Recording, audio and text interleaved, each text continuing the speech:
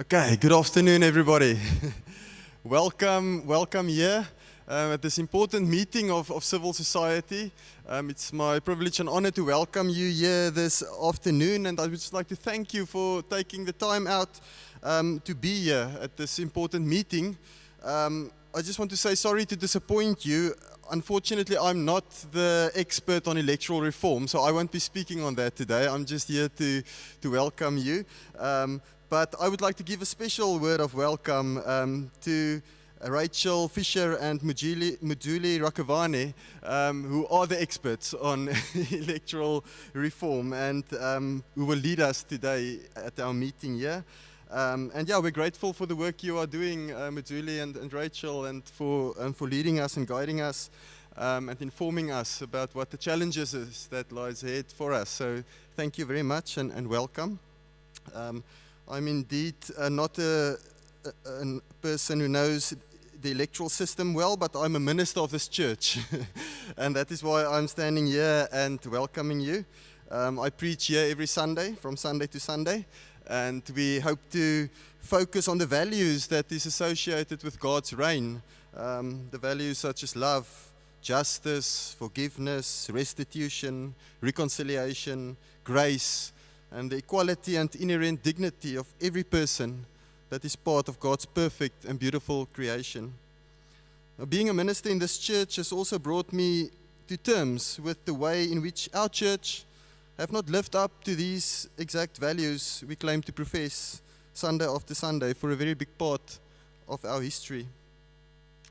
Gathering here in this place then this afternoon, which has been for many years a symbol of oppression and exclusion of many fellow South Africans, we are reminded that although we have come a long way to where we are today, we still hear the call and the hunger for liberation from injustice, from corruption, from poverty, and that voices continue to grow.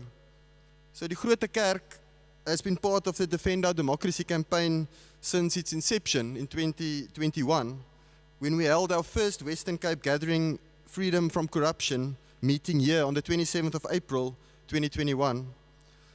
As custodians of this historic church building, we aim to provide an open and inclusive space for dialogue and partnership, to work together to overcome the challenges we face as society.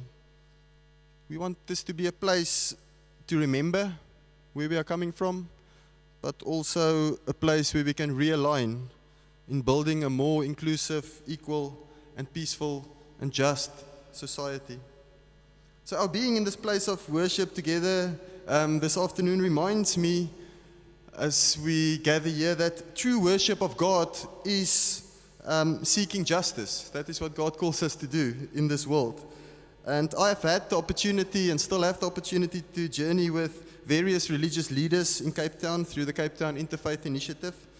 And this journey has taught me how important the principle of pilgrimage is in all faiths. Pilgrimage is a journey of transformation, being transformed ourselves from destructive behavior and transforming our society and destructive systems that we live in.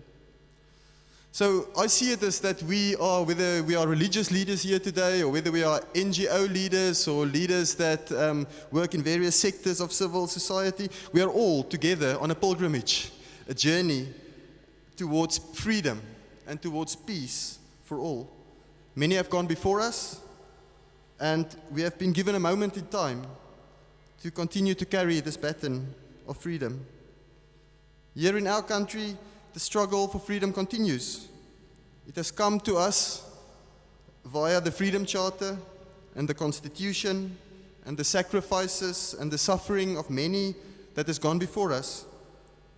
And now we have the opportunity to further give expression to these freedoms that we have received by calling on all of civil society to join together on this continuing journey towards freedom.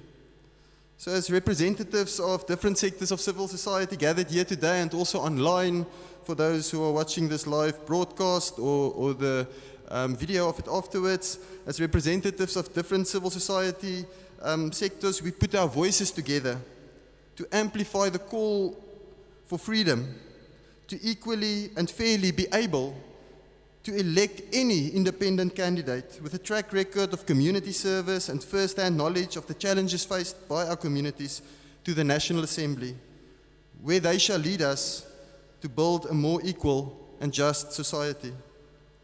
We want to move away from a system of political party lists and internal party politics so that we are able to use our one vote to vote for leaders who will represent us and serve our communities and our country above any political party or personal interests. The current electoral amendment bill does not provide a workable solution and therefore does not represent the voice of the people or satisfy the aims and the objectives of the Constitution, and does not give us the freedom to elect our real leaders to Parliament, and therefore we need to demand to change that. And I want to therefore now hand over to Rachel, who will lead us into this conversation on the bill. Thank you.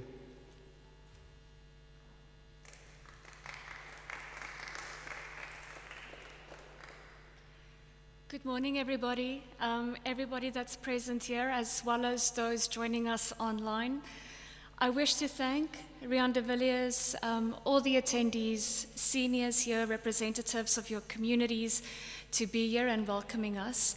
Now, normally I would say all protocol observed, but actually I would say all potholes observed for us reaching the venue.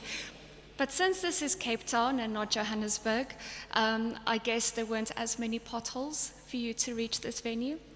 On another note, for those also joining us, not long ago we had thunder in Cape Town. So great thunder, grey clouds coming in, and it is raining, something which in my very short tenure in Cape Town I have not experienced. Now, I am particularly jealous of those in the Highveld and in the Free State that can experience Highveld storms, because you have this heat building up and then this pressure is released. And lo and behold, we got this today in Cape Town. So as with us being Africans and being proudly South African, we view this as an African blessing if there is rain on such an occasion. And I think same as here, we've got a particular pressure that is building up, calling the public, calling civil society to be active citizens, to be present in the certain circumstances that we are now, to collaborate, stand together, put pressure on Parliament and government, but also collaborate with government officials that are interested in taking up this cause.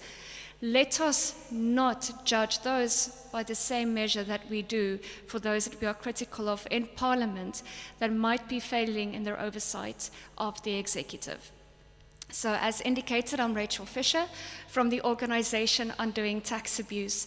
So as a civil society organization, we very much function within the public's interest. We very much stand for social justice to ensure that those that do not have a voice do have a voice, can make a difference no matter how small, and that we could be a voice insisting on a responsible and responsive government.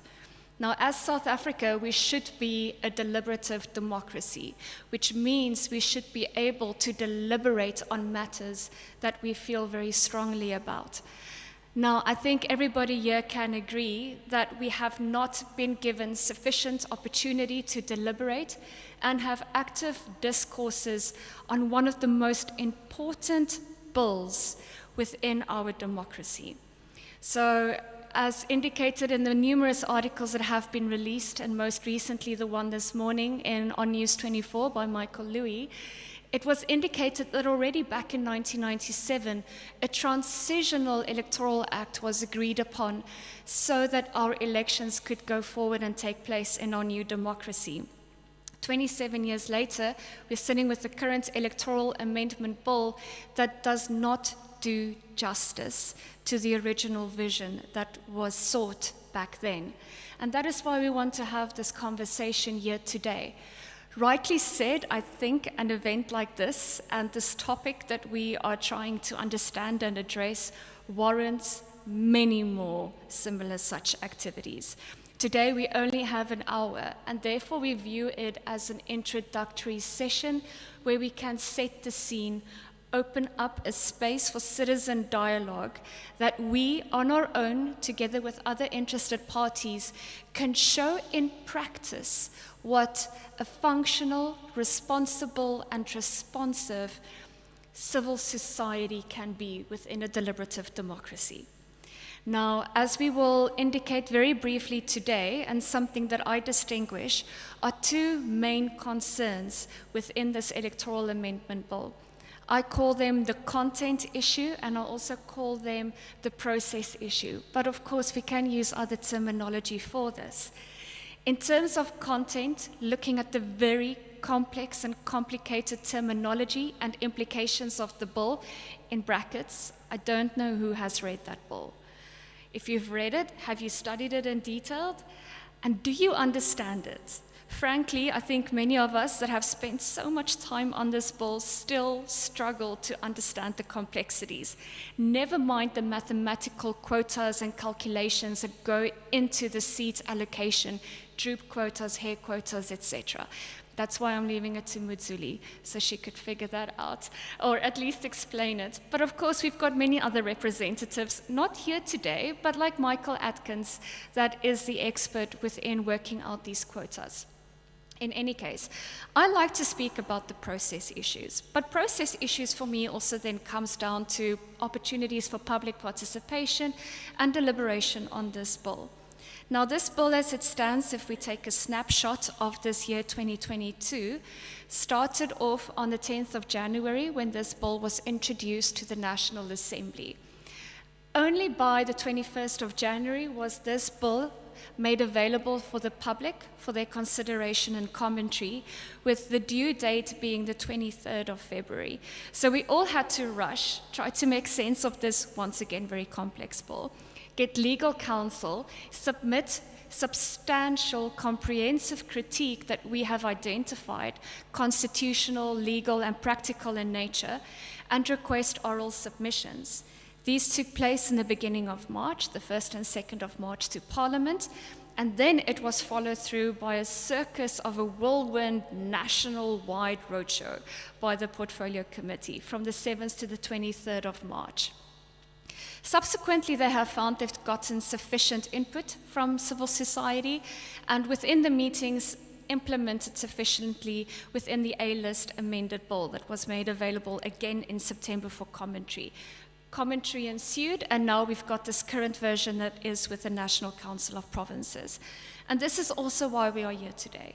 Not opening up a space, or only opening up a space for information and deliberation, but in 1 week, the 9th of November, 1 week only, that is 7 days, NCOP expects of us as citizens once again to make substantial, critical, and legal commentary on this bill, something that may or may not influence their opinion. Later on, I will go through these deadlines again for us to consider. You will see there's an attendance list going around.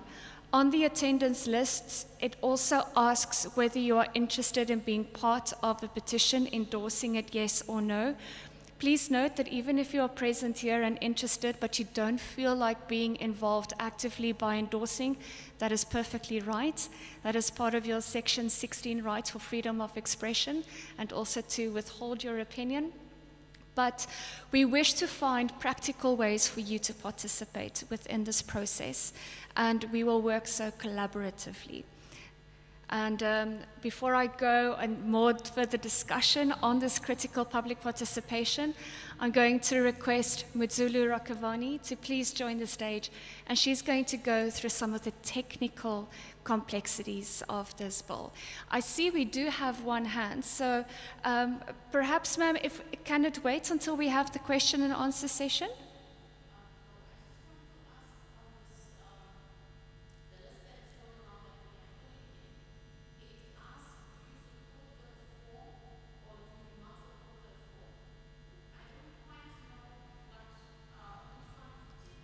Okay.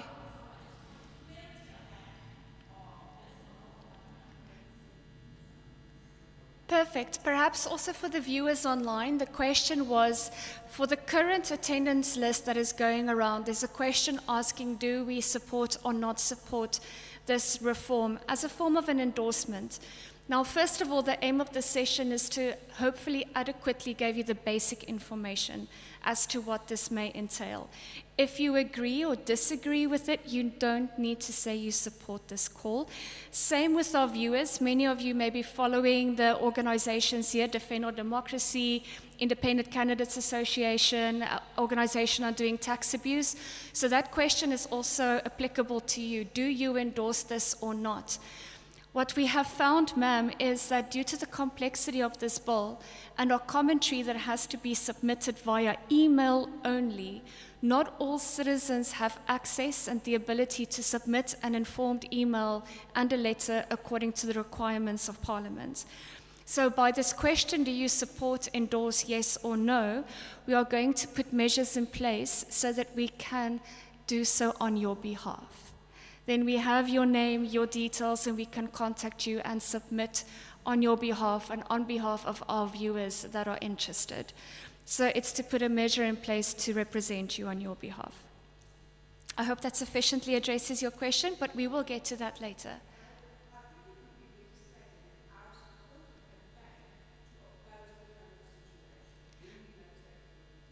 Okay, granted, yes. Okay, that is fine. So let us discuss this again within our question and answer. If needed, we can go and reprint the forms or rephrase the top line and circulate it again. I also want our viewers to consider this because you need to start planning what your presentations are going to be within 1 week when you submit your correspondence to the National Council of Provinces. So without further ado, Mudzili.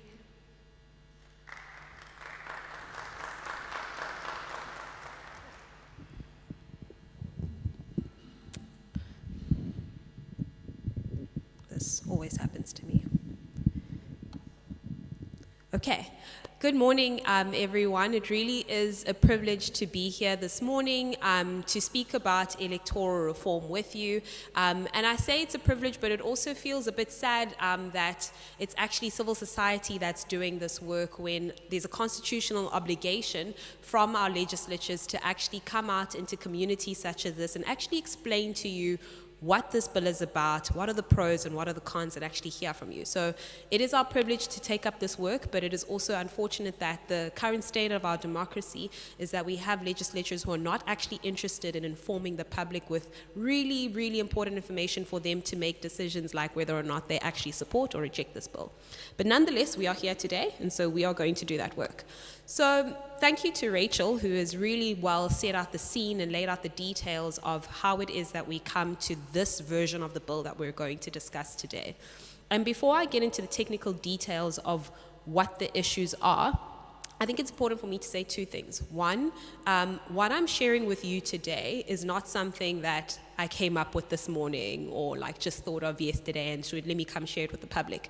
These are submissions that have been made by multiple organizations via email, in letters, via newspaper articles and interviews, in the public participation process across multiple provinces, and all of these submissions have been blatantly ignored by Parliament. So I think it's important to contextualize this, that the role that civil society has played has been to be as constructive as humanly possible so that we don't end up in a situation that we're most likely to end up in, which actually threatens the 2024 election. And then the second thing to speak about is that these submissions, while technical, actually have an impact on all of the role players involved here. So sometimes it seems like there's accusations that, you know, civil society is actually just looking out for number one or themselves or candidates. But I hope as I relay this information, it's clear to us that this information or these issues affect not only candidates, but they also deeply affect voters, and therefore it actually really affects our democracy. Without any further ado, I have 4 issues that I'm going to present today. Now, are these all of the issues? No. These are just the issues that we've extracted as being the most important, and also the ones that we feel like we can proactively do something about it, either through political activity or through litigation. It will scare you to know that there are many other issues that we could actually put on the table, but these are the ones that we've clustered together as being front of mind and being the most critical that we must address before the 2024 election. I'm going to start with a quote-unquote easy one, which is vacancies. So, the current bill says that should an independent candidate not be able to carry on with their term, either because of death or something like a resignation, then what the bill proposes to do is to do a recalculation in order to determine who then will fill that seat. Now, if that sounds odd to you, it should. Because what we understand in our current system is that whenever there's a vacancy of, for example, a ward candidate, what would happen is that you would run a by-election, which gives everyone an opportunity to go back to the polls and reconsider what the situation is on the ground and say, you know what, this person unfortunately cannot exercise their duties anymore. Now we have an opportunity to re-vote and to have our voices heard as to who we now want to represent us. That is not the case over here. And so technically what will happen is that we would go to the ballots in 2024 and then we would vote, and an independent candidate would come first, and then the parties would come second, third, or fourth, and another candidate maybe come seventh and eighth. So what the bill proposes to do is to extract all of the votes of that independent candidate who had won the seat and then do a recalculation with the remaining parties and independent candidates. Now, it's a technical detail, but what that does is mathematically, when you remove a pool of votes and you do a recalculation, it means that the threshold that the next person needs to get into parliament will become lower. So, for example, if I was the independent candidate and I got my seat through 60,000 votes, the recalculation will extract all of the votes that I got, which could have been 1 million votes, and then what it will do is say all the remaining people will then take that, will do a recalculation, and now suddenly the threshold for the person to get in is actually 30,000 votes, and then that person gets in. And typically, what our models show us is that that tends to actually favor larger parties. So you've now created a system which incorporates independent candidates, but should that vacancy become available, it is actually an entryway for bigger parties to now get a seat which was previously held by an independent candidate. Like I had mentioned, one of the threats to this is that it's something that we don't currently use in any other office that we have in South Africa. We don't do it at ward level. We haven't done it nationally, and for good reason. Another threat that exists with the way that we tend to, or the bill proposes to deal with vacancies, is that it obviously has a serious political threat to independent candidates. And it's a sticky topic, but we've seen political killings happen at ward level. We see councillors getting taken out close to elections and afterwards. And so you don't want to actually create a political system that incentivizes that kind of behavior, that says, you know what, I came second or third, and I know that if this person were to just disappear, then that's my opportunity. And so we also need to create a system whereby we don't put specifically independent candidates at risk of political harm in that way. So to just wrap up the point, vacancies will not be run by by-elections. They will be run by a recalculation method. That recalculation method is complicated and it tends to favor bigger parties. It has significant risk to independent candidates, and I'm sure the question most of you are probably thinking is, well, why not just run the vacancy system the way we do in terms of by-elections? And the answer is this. Basically, Parliament has created a problem, and now they've created another problem to solve the problem that they initially created. And that is because they've chosen to run elections provincially. So instead of making small constituencies where you'd be able to quickly and efficiently run a by-election should a vacancy become open, they've now created provinces as basically big constituencies. Now, I know I'm going to get into trouble for calling them constituencies because they're not constituencies, they're regions, but they're constituencies. So effectively, there's Gauteng, and we will have an opportunity to represent or elect people to go from Gauteng to national parliament. And so the nightmare and the logistical nightmare is that they're thinking, how on earth do we run a by-election if a candidate who is from Gauteng, then a seat becomes vacant in Gauteng. So, sure, you're probably thinking that's really expensive and it kind of makes sense, but I think it's important for us to understand that the essence of what has gone wrong is a problem that Parliament actually created themselves. And now we're having to do mental gymnastics to figure out the problem. But the problem is that we've actually just got regional elections, which don't make sense. Cool. I'm going to move on to, my apologies, quick solutions, and some of these I've extracted from submissions made by many civic organizations. The first would be to say we need to return to a by-election process. The second is to say we actually need a proper constituency-based system and not this provincial regional thing that we're doing. And then the third is to actually create a running mate system. And this has received a lot of criticism from members of Parliament, I think partly just from a misunderstanding of what this means. So I'm going to take a minute to just explain what that could potentially look like. So essentially what you would have, and this is something that is done, countries all over the world do this, is that I would run as an independent candidate, and when I submit my application to the IEC to say I'm going to stand as a candidate, what I would do is submit a list of 2 or 3 people to say these are my running mates. So should I not be able to continue with my term, this person would be the person that would then be able to take my seat. And it's also information that is public to the electorate, which gives the electorate a choice to say, I know that a vote for Muzuli in this instance could also invariably be a vote for Rachel. And as a voter, I need to reconcile myself with that choice, or I need to say, you know what, Muds, I love you, but I'm not too keen on Rachel, so I'm not going to vote for you. And for some reason, Parliament seems to really grapple with that idea, but in a lot of ways, that's the better version of the closed list system that they have right now, because it actually gives voters an opportunity to say, I like number 1, I like number 2, and I like number 3. So I know that my vote is for those 3 people, as opposed to the current system where you might like number 1, 2, and 3 on the list. But quite frankly, if I were to do a survey over here to ask you which party did you vote for and did you know the person who was number 10 on the list, the answer is probably no. So those are some of the proposals that we've put to Parliament to fix the issue of how they're currently handling the issue of vacancies. The third deals with seat quota. So the current proposal on the bill, basically the mathematical implication of it is that if I were to stand as an independent candidate, I would need about between 70,000 to 90,000 votes to get a seat. At the same time, if Rachel had a political party, her political party would only need about 44,000 votes to get a seat. So you can see the huge disparity between how many votes a political party needs and how many votes an independent candidate needs. And that actually all comes down to the fact that the current bill, as you would know, there are 400 seats available in Parliament. What the current bill does is it says that political parties have exclusive access to 200 of those seats. So no independent candidate can contest for 200 of those seats. And then the other 200 seats are open for both political parties and independent candidates to compete for. So again, Parliament has reserved 200 seats exclusively for political parties.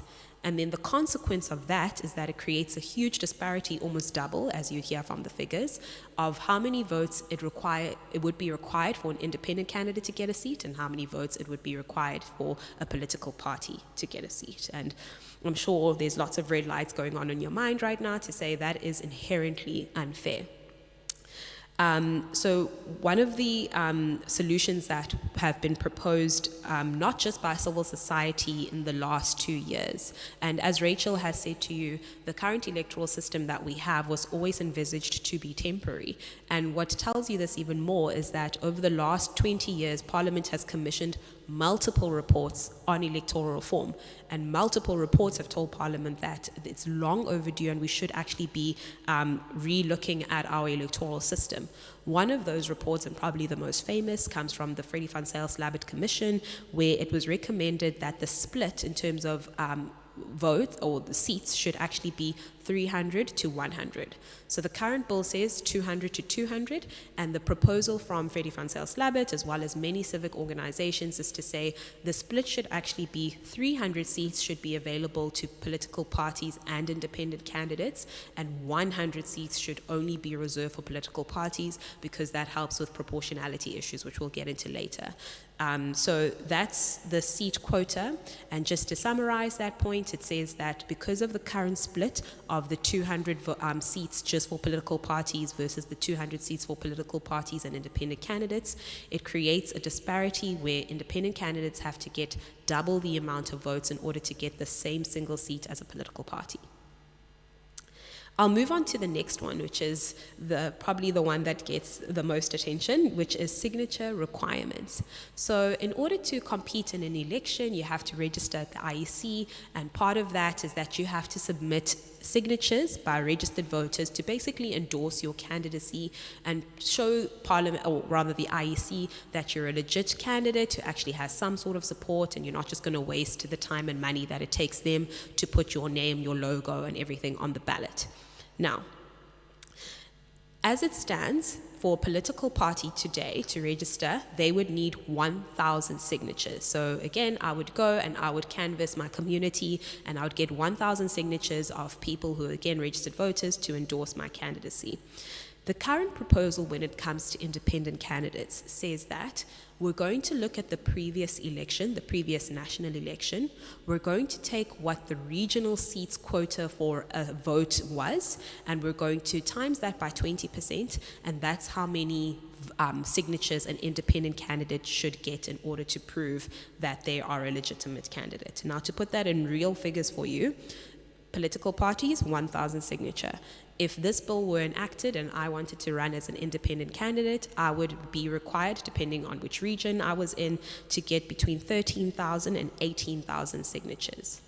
Massive disparity again. So the questions should be ringing in your mind to say, well, why is there a big disparity between political parties and independent candidates? Because the function should be the same, right? The function should be to make sure that there's no person or party on the ballot which is not legitimate or which doesn't actually have real support. And so if that is the governmental function, then it should be actually applied equally across candidates and political parties. But we like to term this phrase as a barrier to entry. What Parliament has done is that it's introduced little things along the way in this bill which actually become barriers to entry for independent candidates to exercise their constitutional right to compete for political office. So as it stands, and this has been the only thing that civil society has proposed to Parliament that they've even moved an inch on, and it's been the signatures. And I think, you know, all respect to them, I think they've done a really great job by bringing the figure down to 20%. I think it's something they're really proud of, considering the number was much higher, but it, in all honesty, is still just, quite frankly, not good enough. It's a simple question that I feel everyone can be able to ask a member of Parliament if you see them in a spa and ask, why does an independent candidate need to get 18 times the amount of signatures as a political party? And it would interest me to hear what their response would be to that. The final topic I'm going to discuss is proportionality. So proportionality is a word that gets thrown around very loosely in some of these discussions. So I think it's important for us to understand where this idea of proportionality comes from. So our constitution requires that our elections result in proportionality in general. So whatever system you have, however you guys want to do that, at the end of the day, we need to be able to say, you know what? This resulted in proportionality in general. Now, I'm a lawyer, and the in general term makes me so mad, because what does that even mean? And unfortunately, this has never been litigated on. So unfortunately, there's a bit of murky waters in terms of what does in general mean. And there's mathematicians will tell you that, well, you could probably have a version of proportionality that means equal exactly vote share to seat share, or there's a version where you can say, well, it can be, 1% under or 1% over. No one really knows in mathematical terms what the constitutional obligation of proportionality in general means. But what we do know is that we need to have a system where, when you look at the vote share, which is basically the votes cast, versus the seat share, which is who has how many seats, those things need to speak to each other without there being big disparities. And that's a general, I think, way that we can think of proportionality in general, vote share and seat share. Do those things speak to each other? There's a fantastic judgment that the Constitution, no, it's not the Constitutional Court, but there's a fantastic judgment which deals from DeLille versus the Speaker, which has a really good image that helps us understand what this should be.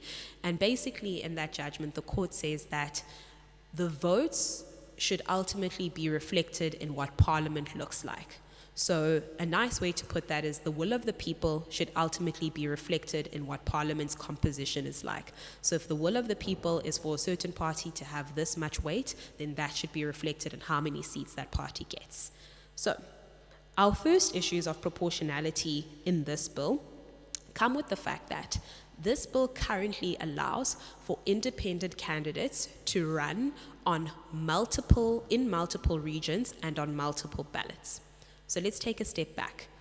Currently, if I am a member of a political party, I cannot be the candidate for the Gauteng provincial legislature and also be on that same party's list for the National Assembly. I must either be on one ballot or I must be on the other ballot. I can't be on both lists, essentially. Now, this current bill says for independent candidates that you can actually run as for a position in the Gauteng provincial legislature, but you can also stand to be an MP at the same time. Okay. The second part of that is that currently, if you're a member of a political party, you can't stand in multiple regions to go to Parliament nationally. So you can't be the candidate for Western Cape, Gauteng, and the Northern Cape, and hopefully one of those will get you to National Assembly. It must be one region to National Assembly. And again, the current bill says that an independent candidate can essentially run in 4, 5, 9, all 9 provinces.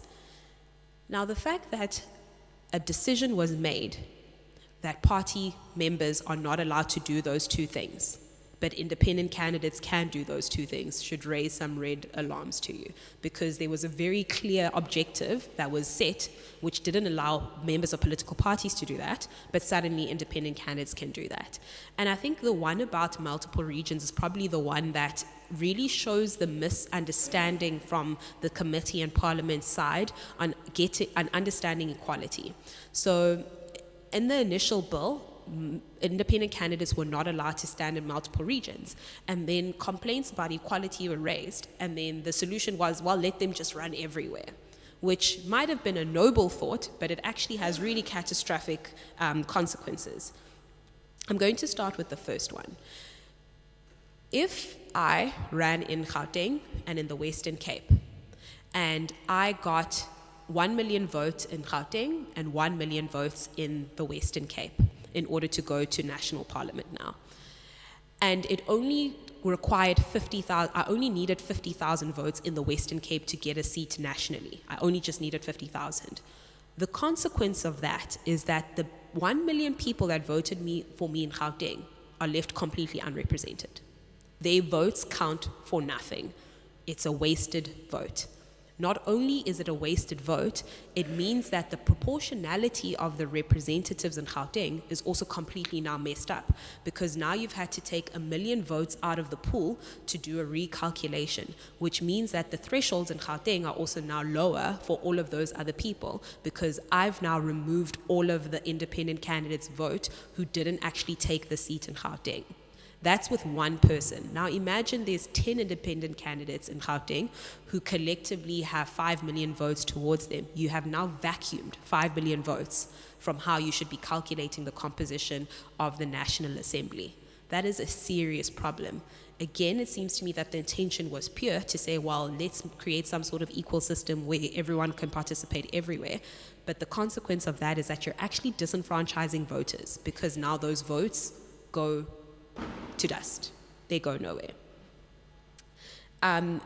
So I think I've explained that the consequence of that is that it creates vacuums of votes which just go nowhere, and then the second consequence is that it then lowers the thresholds for, again, bigger political parties to get cheaper seats. I think that's a good way to put it, actually. They're getting cheaper seats Just thought of that now, guys. Cool. So the second part, which is then also combined to that, and I hope I do a good job of explaining this, and I'm going to try to simplify it as much as I can with an example. So there's something basically called aggregating regional votes and combining ballots. So like the example I used before, if I ran across 3 different provinces, I ran in Gauteng, I ran in the Western Cape, and I ran in the Northern Cape, I can't take all of my votes from the 3 provinces and put them together in order to get 1 seat.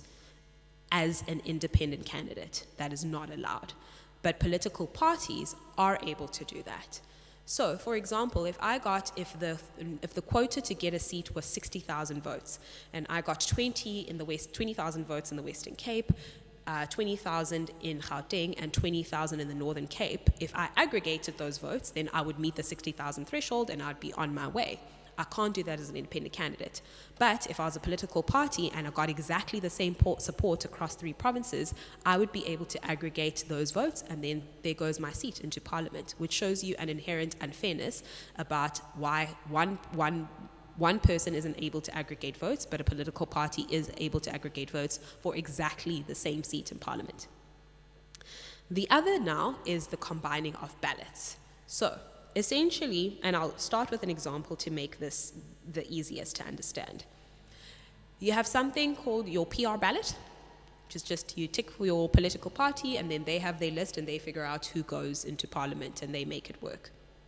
Now, what's going to happen in parliament, what's going to happen with the current bill is that political parties are able to basically combine ballot number 1 and ballot number 2, which is your regional list.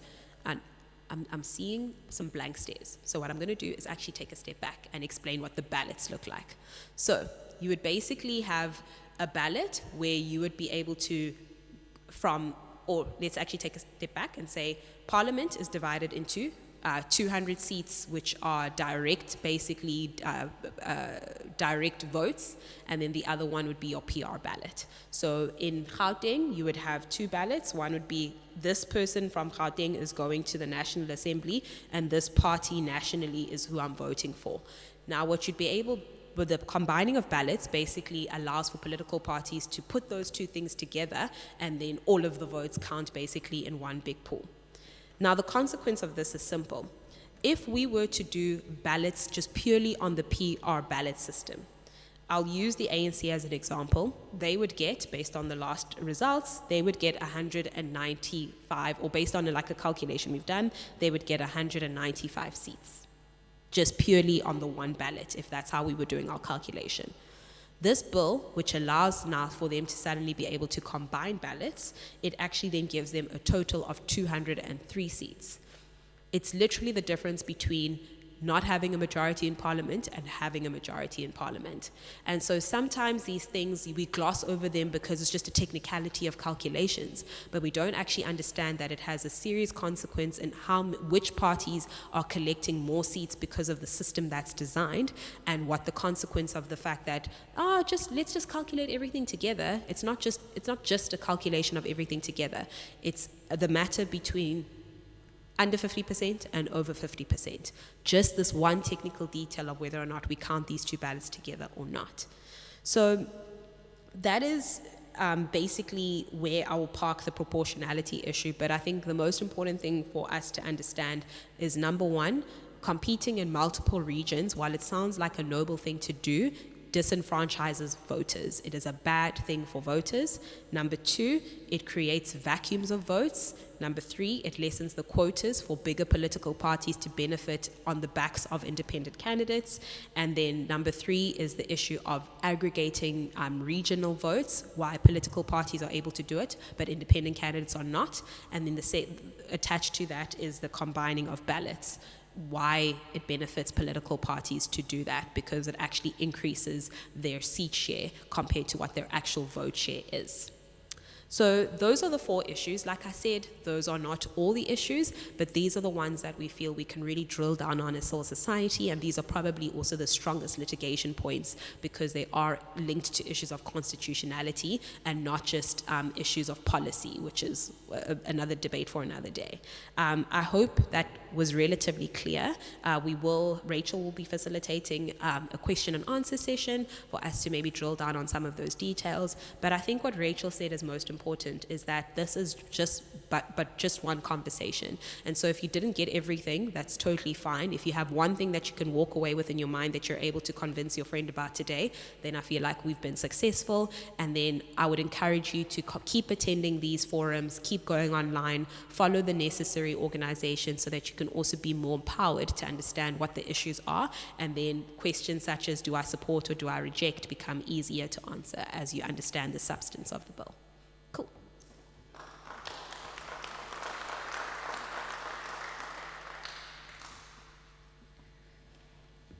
Thank you so much for that, Madzuli.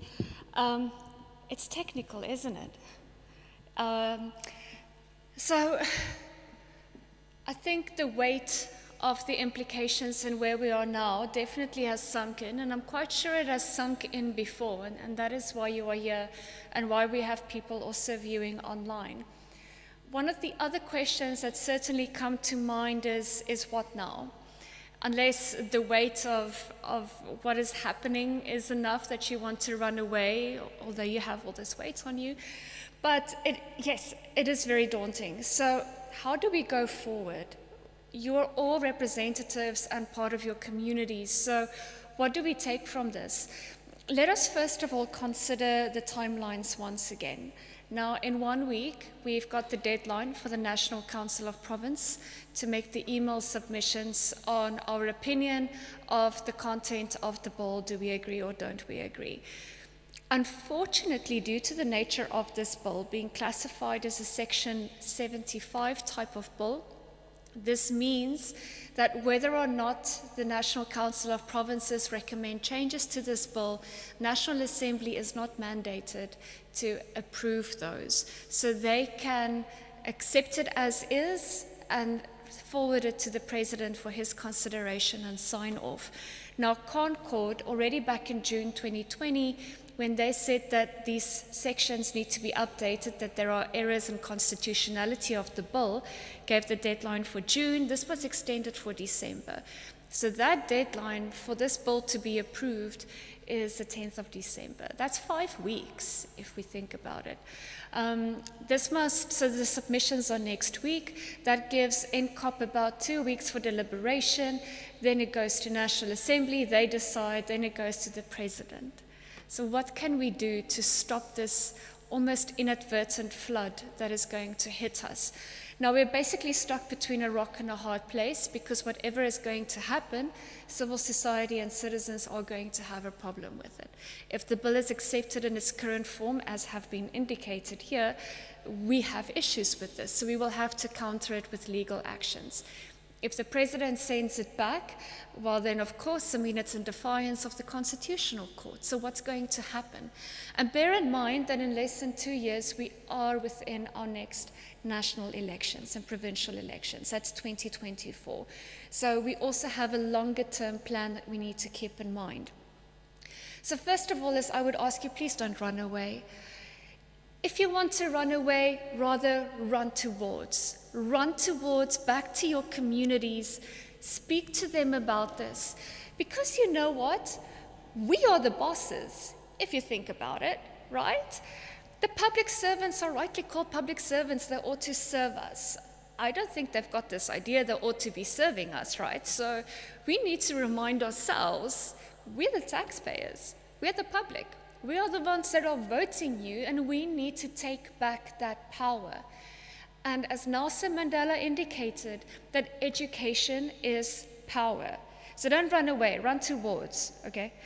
Then, whether or not anything happens next week, at the end of November, 10 December, we got to keep on our dialogue. We got to keep on deliberating on this, having these conversations. Like I said in the beginning, this is only introductory. Please don't stop with this. And then, the reason I want to say is when we make our submissions to Parliament, We normally indicate that these submissions have been supported by individuals and by other civil society organizations.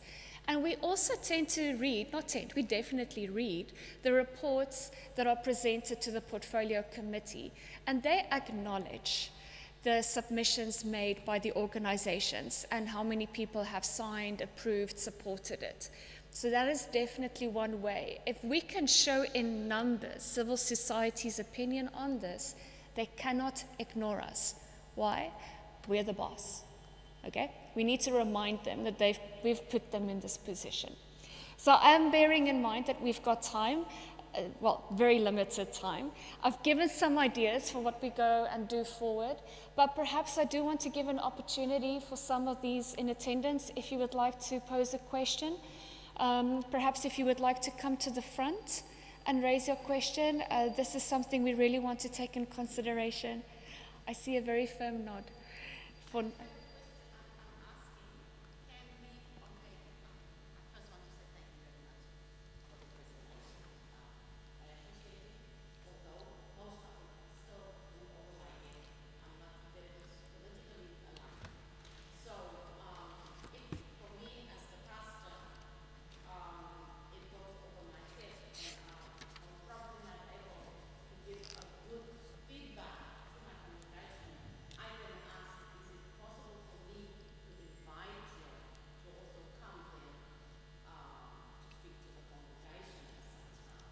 Okay, so for those tuning in online, the question was, due to the complexity of this, for anybody viewing this, going back to your communities, how do we start relating this?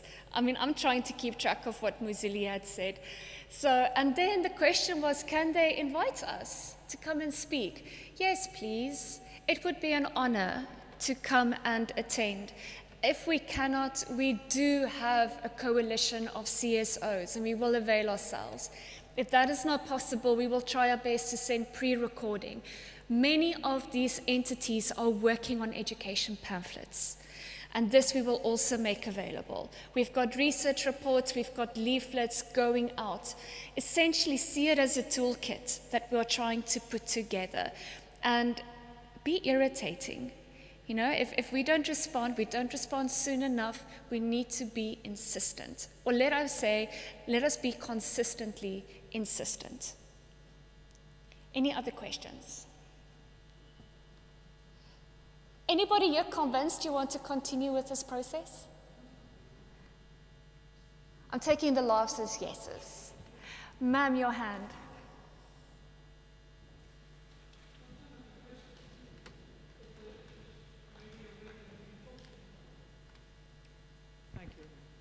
Maybe we can use an argument to convince people, because the arguments are complicated. But if this goes through, and I vote in an election for a candidate of my choice, and the candidate gets the required number of votes to get a seat, and then my vote is the one immediately above that number, my vote then goes to somebody else. That's stealing my vote. Have I understood that correctly? Let us say it's even worse, ma'am. I think that vote is wasted. It is thrown away, and that means that it will be recalculated within the next round, and that would then most likely be to the benefit of somebody else. Mutuli, I hope I've captured this.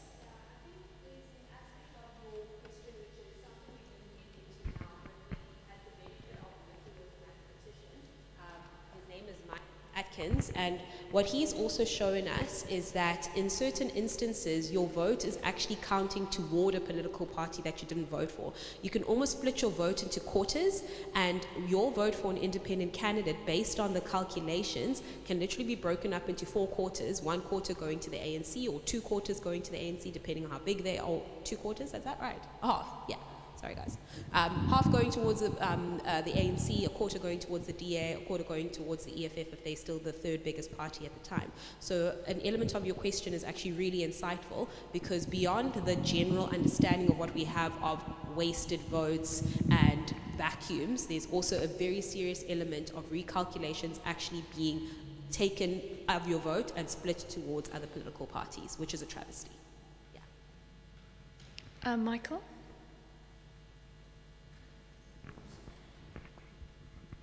Thank you. Good afternoon, everybody. Michael Louis. A very interesting question, but I'm going to explain it to you in a very simple way. And maybe we didn't talk about legislatures where you've only got one ballot, right? Legislature like this. So let me give you an example. So now you need 50,000 votes to get into the legislature for provincial. Mudzuli stands and she gets 100,000 votes. So there's an excess now of 50,000 votes. What happens to those excess 50,000 votes? Let me ask you. Do they just get thrown away? What do you people say? No. So this is the true facts. Is that the reason could be that you go and vote for Mudzuli not because she's an outstanding person, but you just wanted to vote an opposition vote to the ANC, all right? So you didn't want to vote for Mudzuli. A lot of people just go and vote an opposition vote. The truth is, of that 50,000 votes, if the ANC are 25%, they will get 25% of your votes. And the balance will go to all the other political parties in their divisions, because there's only one ballot. In the legislature, it doesn't get wasted. It gets divided to all the other political parties according to their representation. And that's unconstitutional. I mean, that's the bottom line.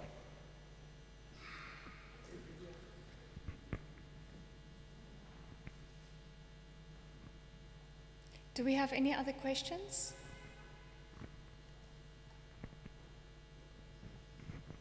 If I understand correctly, your election is going to be held on the 1st of May 2024, which is 18 months' time. So if your plan doesn't work, what backup do you have to it? How do you exert pressure? That is a very good question. I'm also going to ask Michael to step in here, being part of the legal group of the coalition. But as I've indicated, notwithstanding what's going to happen in December, there is going to be some form of legal action taking place.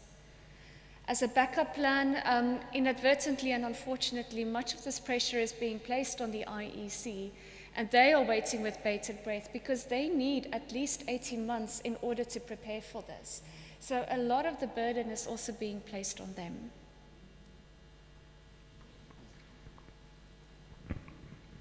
Colleagues, I think we must understand whether we like it or not, and I think this is where we differ with some people. I represent the Independent Candidates Association. To us, this isn't a political issue. It's a constitutional issue. You are tampering with one of the basic human rights. The most important human right that we've got is the right to vote. That's what we're fighting for, the right to vote. And we will emphasize and put the importance that when you go and stand for 2 hours or 1 hour to vote, that vote is counted. So this is not a political game, and I think government is playing a very, very dangerous game. So to us, we've already given legal instructions to our council to draft papers, and we've warned government that if they don't do this bill properly, to measure up to all the values of what we want, simplicity, fairness, transparency, everything that we want, but also that one vote is equal to one seat. That's a very basic thing. One vote is equal to one seat. If it doesn't measure up to that, we will go to the Constitutional Court, because the good thing about this country, which I think is really good, is the separation of powers between the judiciary, the executive, and the legislative arms. And thank goodness in this country we can trust the judiciary. And when you talk about the backup plan, can you imagine if government wants to take a risk to run an election and they know that this bill is unconstitutional, what happens if one of the political parties know, nee, dit is nie eintlik die verwagting, the result that we really want. There's something wrong. The first thing they do is they say that the elections is unconstitutional. So we're doing it as arm bearers to the state to protect them, to say, listen, you can't take the risk of an unconstitutional election and take it all the way. But I'm wanting to just end, from my side, Rachel, and I just wanted to say on behalf of you, don't you think it's great to see such wonderful young women standing up there, taking this, I really feel very proud about it, and I agree, it is very technical, so don't worry if you don't understand it. But really from my heart to your heart is the importance of civil society. Don't you think it's incredible, just one or two people to be able to make a submission, to make a difference to a whole country? Because with respect, you see how complicated this is. How does Gogo in Kailicha or Langa ever know what's going on? There's a duty on us. It's not easy for us to come and give up our lunchtimes, our evenings to come and represent you, but we have to do it. So I'm wanting on behalf of all the civil society organizations, especially Defend Democracy, that initiated this event, and Rian, that you gave the church available. Just credo to you people, we all your arm bearers, and thank you to civil society for playing an incredible role in changing the destiny of our nation. Thank you.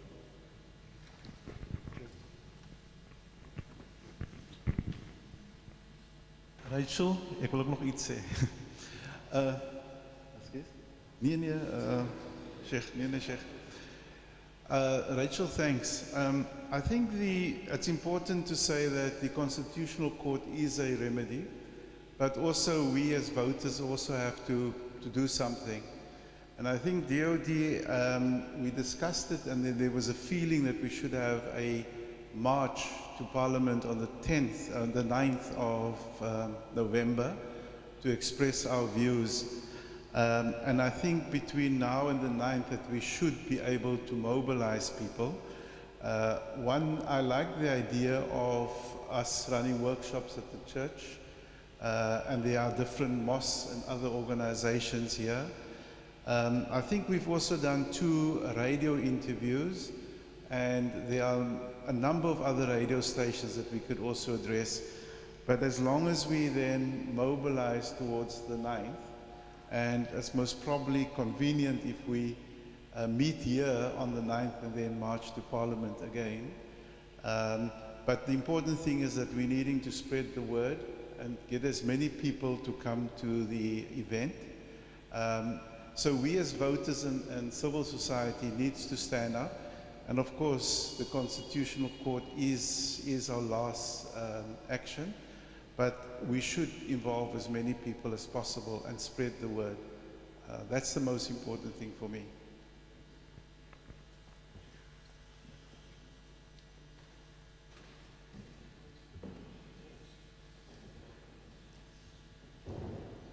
I don't know, I have a question. As was said, that other attempts were made previously with submissions to Parliament, and it has been ignored, blatantly ignored. I am asking, what are the chances that this will be heard by Parliament, that this would have an impact? How big are the chances for this draft? I'd wager to say that our commentary will most likely be ignored, the content and the substance thereof, with National Assembly voting again for this. Bear in mind that there were 232 votes for this bill, now recently 20 October. A total of 330 votes were cast, 70 MPs either abstained or were not present. So chances of this happening again, and then it goes to the President and he can decide whether he approves or rejects. But I do want to go on to say that whether or not this is ignored or one day being heard, it doesn't mean we should stop. This has to become a full-blown movement, a civil society wave, and this pressure must continue to 2024 and beyond. Sheikh?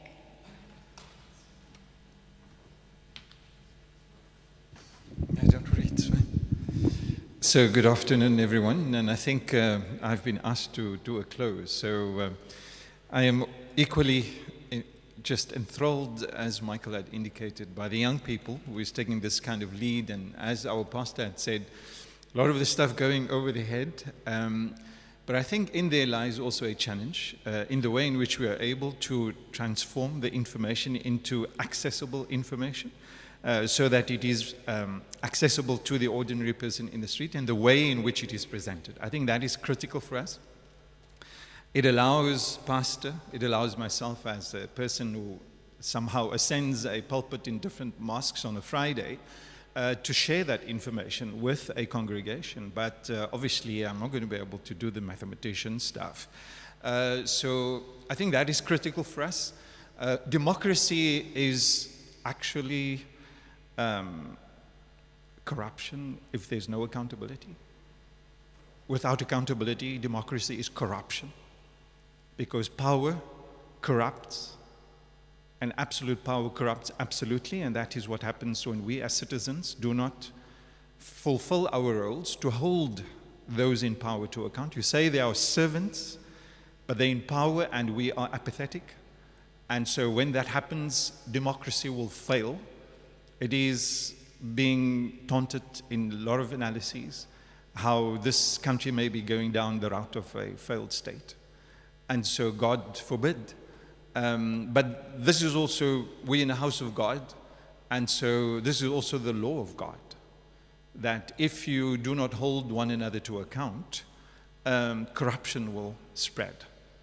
And so I think our call for the 9th of November, for us to have a public demonstration, a public sort of protest action of sorts, is going to have to be bolstered, especially for people like ourselves who are just popular community leaders, to be able to mobilize people. I think that's essential. And the essence of it all is about not just, as you are appealing, Rachel, to fulfill a citizen's obligation, but a moral obligation, an ethical obligation, which, sad to say, where we're standing as a nation right now is really just, doesn't really bode well for the citizens. And so, thank you very much once again to you too, Michael, very much informed. Also to the people that asked Mary and Pastor for the good questions, and also to one of our leaders in Defend Our Democracy, Kevin. And from our side, we thank you all for having taken out your lunch here to share. And may we have the strength, based on these appeals, to stay the cause and push hard. Thank you very much. Bye-bye.